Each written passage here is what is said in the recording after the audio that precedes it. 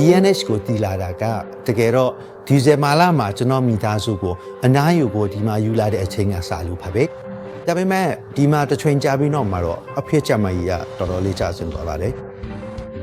ဒါကြောင့်ဇနီးကတော်တော်ပူလာပြီးဟိုတယ်လက်ခံနေမှာအရေးပေါ်လူနာတင်ကားခေါ်ပေးဖို့အကူအညီတောင်းခဲ့ပါတယ်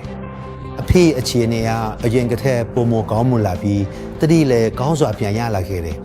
ထို့ပြင်သူ့ညီနဲ့သူနာဖြူနဲ့ဆရာဝန်နေနဲ့တောင်ကောင်းစွာစကားပြောနိုင်ခဲ့တယ်ဒုတိယအချိန်မှာတော့အဖေကျမကြီးမကောင်းတာကိုခံစားရတဲ့အခါမှာကျွန်တော်မိခင်ကိုမေးခဲ့တယ်ဘလို့လဲဘဲကိုအဖေကိုခေါ်သွားခြင်းလဲလို့တစ်ချက်တည်းနဲ့မိခင်ကဘန်ကောက် PH လို့ပြောလိုက်တယ်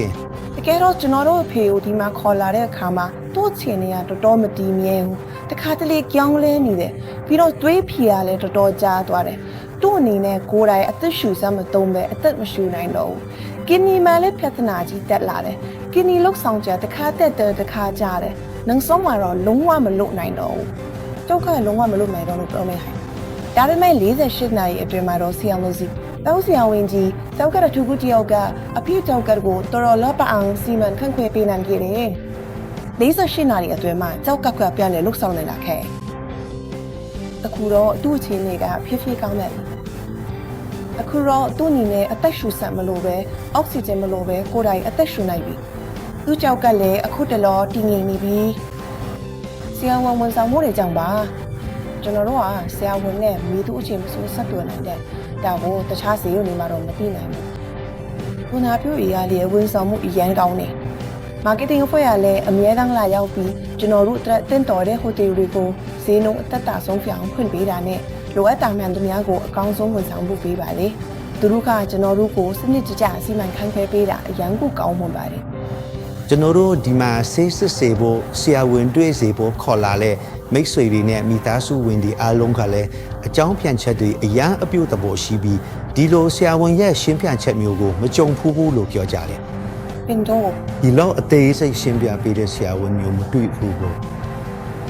ကျွန်တော်မှမိတ်ဆွေတယောက်ရှိရဲသူကဒီလိုပြောရဲဒါကအရန်ထူးဆန်းတယ်ဆရာဝန်ကမင်းကိုတနားရီကျော်လောက်ရှင်းပြပေးရဲဒါမျိုးကိုတခြားနေရာမှာမတွေ့နိုင်ဘူးလို့ဟိုကရဲအေးခေရှိရှင်း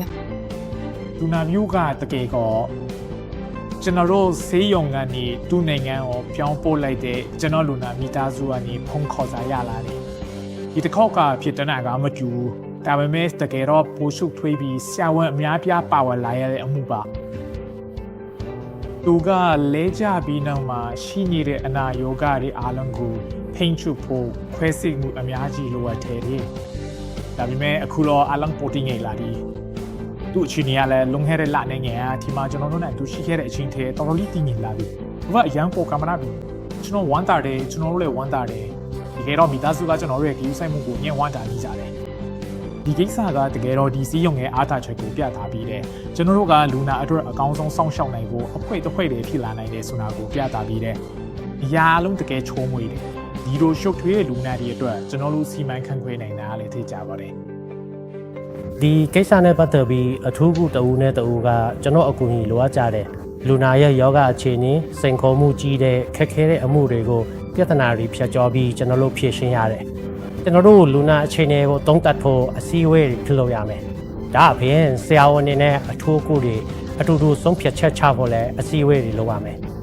ဘယ်လိုလုပ်ထုံးလုပ်နည်းတော့မဟုတ်လိုအပ်တဲ့ကုသမှုတွေကိုဆုံးဖြတ်တဲ့အခါမှာကျွန်တော်တို့က conference လုပ်ပြီးလူနာရဲ့မိသားစုဝင်တွေကိုကုသမှုရွေးချယ်စရာအားလုံးကိုတင်ပြပေးတယ်ကျွန်တော်တို့အဖွဲ့ကဆရာဝန်တွေနဲ့အတူအကျိုးအမြတ်အနုလက္ခဏာတွေကိုရှင်းပြပေးတယ်